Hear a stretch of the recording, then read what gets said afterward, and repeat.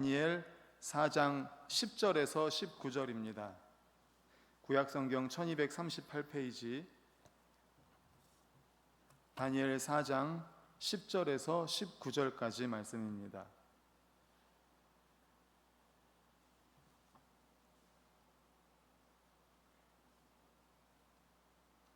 우리 다니엘 4장 10절에서 19절까지 다 같이 읽겠습니다. 시작.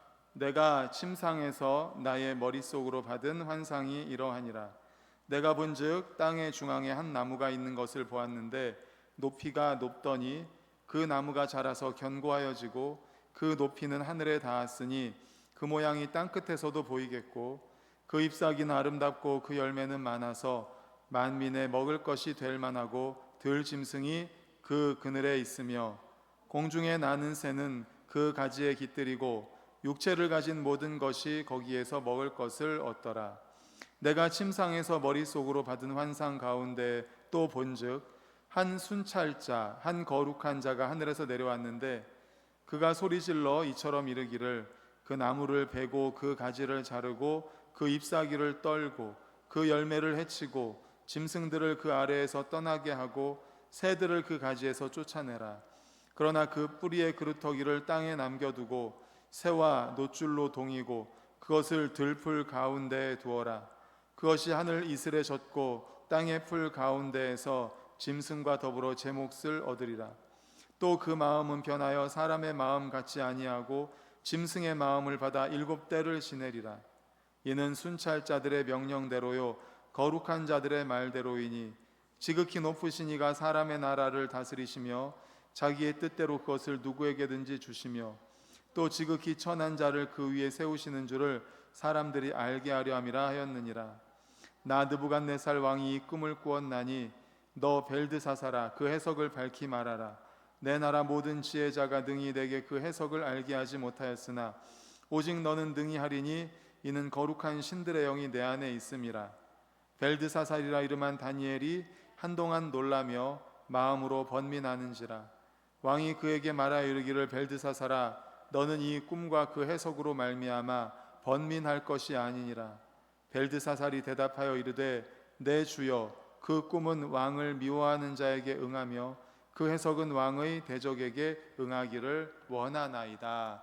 아멘. 할렐루야. 아멘. 주변에 계신 분들과 우리 참 잘 오셨습니다 하고 인사하겠습니다. 참 잘 오셨습니다. 예, 참 잘 오셨습니다. 참 잘 오셨습니다. 우리 권사님도 기도하셨지만 정말 너무너무 더운데 또 어제보다는 오늘이 좀 덜 더운 것 같더라고요. 저는 개인적으로 어제가 너무 더워가지고 오늘은 조금 덜 더운 것 같은데 그래도 오늘도 너무 많이 더웠는데 그럼에도 불구하고 그 더위를 뚫고 주님 전에 오신 성도님들을 환영합니다. 이렇게 왔으니까 또 은혜 받을 수 있도록 은혜 받기를 간절히 소망합니다. 은혜 받고 돌아갈 수 있기를 바랍니다. 오늘은 다니엘 4장 10절에서 19절을 본문으로 하나님의 주권적 통치라는 제목의 말씀으로 함께 은혜를 나누고자 합니다. 먼저 10절에서 18절의 말씀은 느부갓네살이 두 번째 꿈을 꿨는데 그 꿈의 내용에 대해서 다니엘에게 이야기를 하는 장면입니다. 그 꿈의 내용은 이렇습니다. 땅의 중앙에서 한 큰 나무가 자라는 거예요. 근데 그 이후에 하늘에서 순찰자가 내려와 가지고 그 큰 나무를 베어버리라고 명령을 합니다. 다만 그 나무의 그루터기는 보존하되 짐승의 마음을 가진 상태에서 7년이 경과될 것을 예언을 합니다. 큰 나무가 자라는데 순찰자가 와서 베어버리고 그루터기는 놔두되 7년 동안 그 짐승의 마음을 가진 상태로 경과한다. 이게 도대체 무슨 뜻일까? 이것은 번영과 영광을 누리던 느부갓네살에게 갑작스럽게 비천한 자리에 이르게 되는 일이 발생할 것이고 또 7년이 지난 뒤에야 회복될 것을 의미하는 꿈입니다. 본문에 이야기된 이러한 느부갓네살의 꿈은 그의 영광스러움과 수치 그 모든 것의 기한과 때를 하나님께서 정하셨으며 이를 알리시고 시행하실 것을 나타낸 것입니다. 그러니까 이 꿈은 느부갓네살 왕의 개인의 운명이 어찌 될 것인지를 나타내 준 것이라는 거죠. 이 꿈을 통해서 하나님께서는 당신께서 세상 역사를 주권적으로 통치하시고 개인의 생사 화복까지도 주권적으로 통치하시고 섭리하시는 분이라는 것을 선포하는 것입니다. 이러한 사실은 17절을 통해서도 확인할 수 있는데 우리 화면 보고 17절을 다시 한번 읽겠습니다. 시작. 이는 순찰자들의 명령대로요 거룩한 자들의 말대로이니 지극히 높으신 이가 사람의 나라를 다스리시며 자기의 뜻대로 그것을 누구에게든지 주시며 또 지극히 천한 자를 그 위에 세우시는 줄을 사람들이 알게 하려 함이라 하였느니라. 아멘. 순찰자들의 명령대로요 거룩한 자들의 말대로이니 지극히 높으신 이가 사람의 나라를 다스리시며 자기 뜻대로 그것을 또 누구에게든지 주시고 그리고 지극히 천한 자를 그 위에 오히려 세우시는 줄을 사람으로 하여금 알게 하려 한다. 인생의 생사화복을 주관하시고 주권적으로 통치하시는 분이 바로 하나님이시라는 것을, 자기의 뜻대로 그 나라를 주고 또 오히려 천한 자를 들어서 그 위에 세우시는 것을, 이러한 모든 생사화복을 하나님께서 주권적으로 통치하신다는 것을 알게 하겠다라는 것입니다. 우리는 이런 통치자를 가리켜서 주권자라고 합니다. 주권자. 하나님은 만왕의 왕이고 참된 통치자는 한 분밖에 없음을 일깨워 주십니다. 인간의 권력과 영광을 보면 이 사실을 믿기 쉽지 않지만 느부갓네살을 다스리는 하나님의 방식을 보면 하나님의 주권적 통치가 무슨 의미인지 늘 되새기게 되고 경각심이 생깁니다. 우리가 아니라 하나님이 우리의 통치자이시기 때문입니다. 우리의 미래를 결정하거나 안전을 보장하는 것은 우리의 지혜나 능력, 성취에 달려 있는 것이 아닙니다. 물론 느부갓네살처럼 제국의 권력을 지닌 오만한 사람이 이런 진리를 받아들이기는 쉽지 않습니다. 여기에 있는 말씀처럼 지극히 높으신 이가 사람의 나라를 다스리시고 자기의 뜻대로 그것을 누구에게든지 주고, 아니 자기 느부갓네살 왕이 통치하는 나라가 있는데 자기가 어떻게 해서 이 나라를 다스리게 되었고 이 나라를 정복하게 되었는지 자기가 알잖아요. 그런데 지극히 높으신 이가 그것을 다른 사람한테 준다고요? 이게 받아들여지겠습니까? 또 지극히 천한 자를 그 왕 위에 세운다고요? 이게 받아들여지겠습니까? 또 우리도 마찬가지 아닙니까? 대부분의 사람도 이 진리를 순수히 받아들이기가 쉽지 않습니다. 우리가 살아가는 지금 이 사회는 어떻습니까? 자기 능력으로 떳떳하게 업적을 이루는 것을 최고의 가치로 삼습니다. 우리는 자기 힘으로 성공하기를 원합니다. 자율, 자족, 또 스스로 통제하는 인생을 원합니다. 어릴 때부터 자기 인생을 책임지고 혁신과 변화를 이루어내라는 가르침을 받고 자랐습니다. 물론 성공하고 뛰어나기 위해서 노력하는 자체는 잘못이 없습니다. 당연히 그렇게 해야 됩니다. 하나님도 우리에게 재능을 주셨고 은사를 주시면서 잘 활용하라고 하셨습니다. 그러나 그 은사는 말 그대로 선물입니다. 하나님의 채우심이 없이 우리의 재능, 두뇌, 기회는 아무 의미가 없습니다. 하나님의 채우심이 있어야 됩니다. 자신의 능력만 의지하면, 다시 말해 성공의 원인이 오직 자신에게 있음을 믿으면 자기를 믿는 어리석음을 지적하는 소리를 사방에서 듣게 될 것입니다. 우리의 소망이나 생각과 달리 우리에게는 운명을 결정할 힘이 없습니다. 하나님만이 주권자이시기 때문입니다.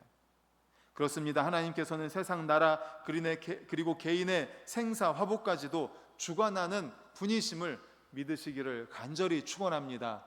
인간의 생사, 화복을 주관하시는 하나님께서는 바로 이 사실을 알게 하려고 자신이 세상 모든 나라의 주가 생각했던 느부갓네살, 온 정말 천지를 다스리는 그 느부갓네살 왕, 자신의 운명을 누구도 좌지우지할 수 없다고 여기던 그 느부갓네살 왕, 천하를 다스리는 그 왕, 그의 인생 중에 결정적인 시기에 이처럼 중대한 의미를 가지고 있는 꿈을 꾸게 한 겁니다. 더 이상 자기가 왕이에요. 그 누구도, 어떤 신도 자기보다 위로 올라갈 수 없고 자기가 가장 위에 있습니다. 자기가 온 천하를 다스립니다. 누가 감히 나한테 이런 때 이런 꿈을 꾸게 한 거예요. 네가 아니다. 내 위에 내가 있다. 천하를 다스리고 온 천지 만물을 주관하고 주권적으로 인도하는 하나님이 계시다는 것을 꿈을 통해서 알려주신 거죠. 그가 만일 이것을 바르게 인정하고 겸손히 행했다면 분명 하나님 앞에 겸손했을 것이고 당신 앞에 겸손한 자를 위해서 뜻을 돌이키시는 은혜로운 하나님을 체험했을 것입니다. 다시 말해 그가 이후 제시되는 내용에서 볼 수 있는 것처럼 왕좌에서 내려오죠. 그리고 7년 동안 짐승같이 그런 생활을 하게 됩니다. 그런 일을 겪지 않아도 됐을 것입니다. 하나님의 주권적 통치를 인정하고 하나님 앞에 무릎 꿇고 겸손했더라면 하나님이 마음을 바꾸시고 그에게 은혜를 베풀어 주셨을 수도 있었습니다.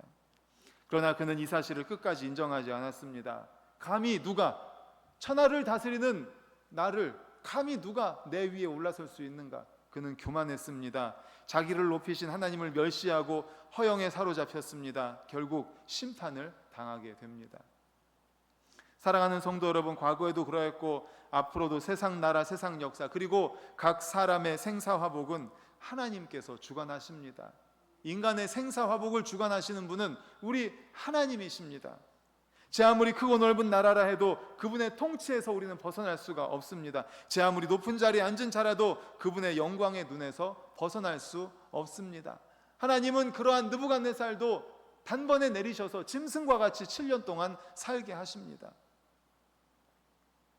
그럼에도 자기를 높이는 자들, 역사의 주관자이신 하나님을 인정하지 않고 오직 자기의 뜻만을 내세우며 사는 자들은 비록 이 세상 가운데서 왕 노릇 한다고 해도 결국 비천한 신세여 마치 멸망할 짐승 같은 삶을 살 수밖에 없습니다.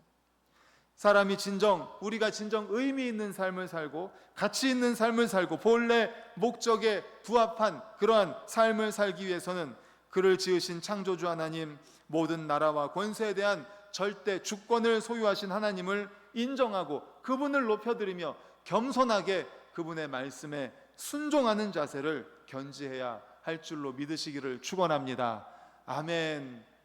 천지를 만드시고 전지전능하신 하나님, 모든 지혜의 근원이 되시고 지식의 근본이 되시는 하나님, 그리고 우리에게 은사를 주시고 재능을 주시고 이 땅을 섭리하신 하나님, 그 하나님 앞에 우리는 무릎 꿇고 겸손하게 순종해야 합니다. 하나님의 긍휼하심을 바라고 인간의 생사화복을 주관하신 하나님 아버지, 불쌍히 여겨 주시옵소서. 저의 인생을 불쌍히 여겨 주시옵소서. 그러한 삶을 사는 자를 하나님께서는 당신의 자녀로 삼으시고 누구보다 영광스럽고 축복된 삶을 살도록 섭리하실 것을 믿으시며 우리 반석교회 모든 성도님들이 겸손하게 하나님의 은혜를 사모하여서 이러한 은혜로운 삶을 사는 성도님들 되시기를 간절히 축원합니다. 아멘. 이어지는 19절입니다. 우리 19절 말씀, 이제 19절을 다 같이 읽겠습니다. 시작. 벨드사살이라 이름한 다니엘이 한동안 놀라며 마음으로 번민하는지라 왕이 그에게 말하여 이르기를 벨드사살아 너는 이 꿈과 그 해석으로 말미암아 번민할 것이 아니니라. 벨드사살이 대답하여 이르되 내 주여 그 꿈은 왕을 미워하는 자에게 응하며 그 해석은 왕의 대적에게 응하기를 원하나이다. 아멘. 아까 말씀드린 것처럼 10절에서 18절이 꿈 이야기라고 그랬어요. 이 느부갓네살 왕이 두 번째 꿈을 꾼 거예요. 자신이 7년 동안 이제 짐승처럼 그렇게 살게 될 것이라는 것에 대한 이야기를 들은 거죠. 그랬을 때 다니엘은 느부갓네살의 왕에게 그 꿈 이야기를 듣고 꿈의 해석을 요청받았을 때 그 엄청난 사실로 인하여 잠시 망설입니다. 1절에 다니엘이 한동안 놀라며 마음으로 번민하는지라. 너무나 큰 꿈이기 때문에, 너무나 정말 대단한 꿈이기 때문에 잠깐 망설입니다. 그리고 그렇지만은 이내 모든 것을 사실대로 말합니다. 다니엘은 진실을 말하되 진실이라고 해서 함부로 말하지 않습니다. 최대한 조심스럽게 말하죠. 잘 보세요. 다시 1절 앞에 보여주세요. 왕이 그에게 말하여 이르기를 벨드사살아 너는 번민할 것이 아니니라. 그 다음 벨드사살이 대답합니다. 내 주여 그 꿈은 왕을 미워하는 자에게 응하고 그 해석은 왕의 대적에게 응하기를 원합니다. 왕에 대한 긍휼의 마음, 왕에 대한 배려의 마음이 있잖아요. 이게 어떤 내용인지 알기 때문에 그 꿈의 해석이, 그 꿈 7년 동안 그 짐승같이 생활하는 그것이 왕에게 이루어지지 않고 다른 사람에게 이루어지기를 원합니다 하고 왕을 배려하는 마음으로 조심스럽게 말합니다. 그리고 이 해석을 다 마친 후에 왕을 위해서 또 진심 어린 조언을 하는데 27절도 이어서 읽겠습니다. 27절 시작. 그런즉 왕이여 내가 아뢰는 것을 받으시고 공의를 행함으로 죄를 사하고 가난한 자를 긍휼히 여김으로 죄악을 사하소서. 그리하시면 왕의 평안함이 혹시 장구하리이다 하니라. 아멘. 그 꿈이 어떤 건지 아니까 아까도 말했지만 그 꿈의 내용이 왕에게 말고 다른 사람에게 이루어지기를 원합니다 라고 말하면서 또 이렇게 조언을 하는 거예요. 내가 아뢰는 것을 받으시고 공의를 행하십시오. 그래서 죄 사함을 받으십시오. 가난한 자를 긍휼히 여기십시오. 죄를 사함을 받으십시오. 그러면 왕의 평안함이 혹시 장구하리이다. 하나님께서 왕을 불쌍히 여기시고 왕을 긍휼히 여기셔서 하나님 앞에서 그렇게 순종하고 겸손하게 하나님께서 원하시는 일을 할 때 혹시 하나님이 왕에게 7년이라는 그 시간을 그 짐승처럼 지내는 것을 혹시 마음을 변경하셔서 혹 줄여 6년이나 5년이나 4년이나 줄인다든지 아니면 그런 일들이 안 일어나는지 그리하시면 왕의 평안함이 혹시 장구하리이다. 이렇게 아주 조심스럽게 정말 그 왕을 배려하면서 이야기를 합니다. 그렇습니다. 다니엘은 지금 진실을 이야기하고 있습니다. 그렇지만 얼마나 조심스럽게 말하고 있는지 느껴지지 않습니까? 이처럼 진실을 말하면서 조심스럽게 말한 것은 그가 말하는 대상이 누구이기 때문이에요? 느부갓네살입니다. 느부갓네살 왕, 그 대단한 왕, 지금의 대통령과 비교할 수 없는 그런 전 세계를 다스리는 그러한 왕에게 지금 이야기하는 거예요. 그렇기 때문에 두려웠기 때문에 그렇게 이야기하는 것 아닙니까? 그러나 다니엘이 이렇게 조심스럽게 말한 것이 단순히 두려워서만은 아닙니다. 왜냐하면 만약에 그 왕이 두려움 때문이라고만 한다면 사실 처음부터 진실을 말을 안 했을 수도 있습니다. 다르게 이야기했을 수도 있겠죠.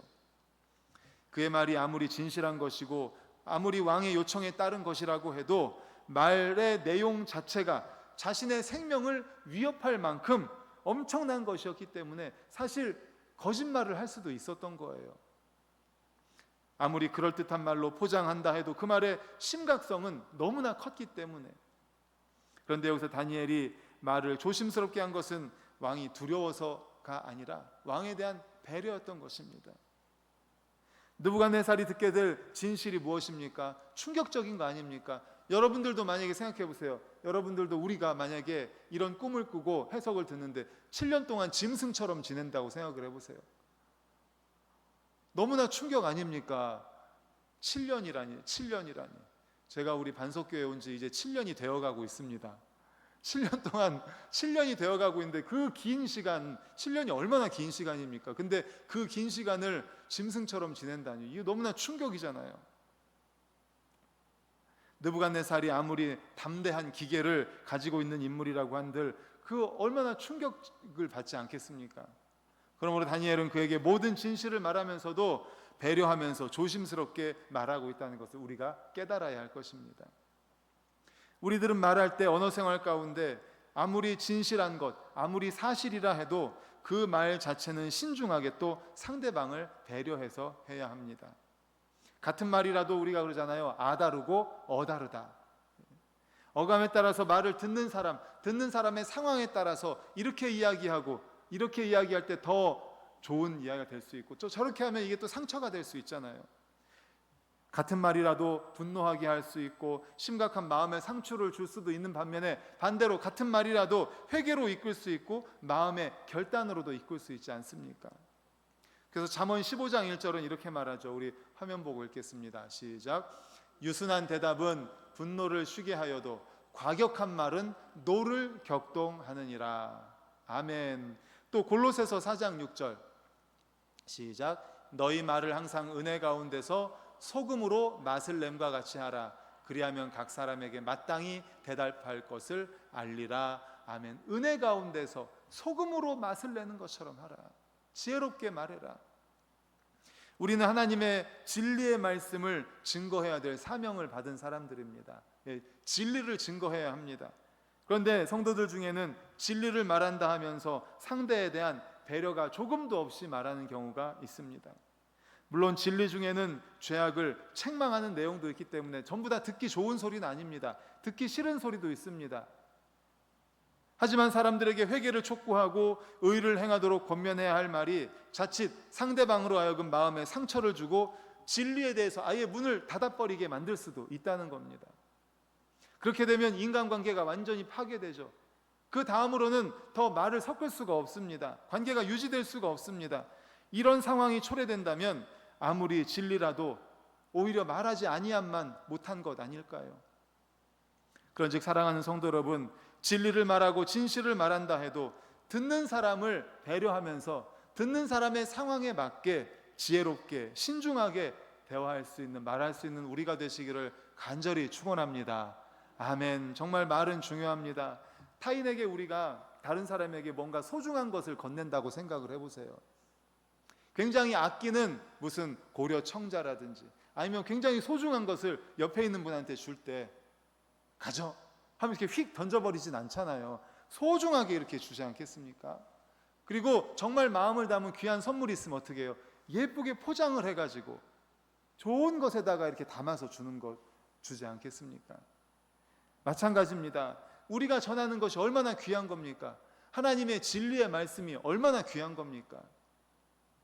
그렇다면 우리는 그만큼 신중해야 할 것입니다. 덕스럽게 유익을 끼치는 말로 해야 할 것입니다. 생명을 살리는 말로 해야 할 것입니다. 방법적인 부분에 있어서도 상대방을 배려하면서 좋은 타이밍을 찾아서, 그리고 우리의 언어를 정말 지혜롭게 잘 순화해서 정말 그분에게 위로가 되고 그 듣는 분에게 적절한 시의 적절한 말로 지혜롭게 말을 해야 할 것입니다. 전해야 할 것입니다. 우리의 언어 생활은 진리를 말하고 진실을 말하되 이렇게 상대방을 배려하는 방법을 사용해서 복음이 잘 전달될 수 있도록, 우리가 전하는 건 복이에요. 복음이에요. 복음. 복된 소식, 너무나 귀한 선물입니다. 그런데 이 귀한 선물을 잘 전달해야 그분이 받아가지고 이것을 자기의 것으로 만들 거 아니에요. 우리가 전하려고 하는 게 얼마나 귀한 복음입니까? 그런데 이 복음을 전할 때 잘 전하지 못하면 상대방이 받지 않으면 어떻게 되는 거예요? 받도록 해야 되잖아요. 그분을 배려하면서 그분을 위하여서 그분이 받을 만한 타이밍에 받을 만한 그러한 언어와 배려와 그러한 마음을 가지고 지혜롭게 잘 전달해서 회개의 역사가 나타나고 주님께로 돌아오게 하는 우리 반석교회 성도님들 되시기를 간절히 축원합니다. 아멘. 이 시간 우리 함께 찬송하고 기도하도록 하겠습니다.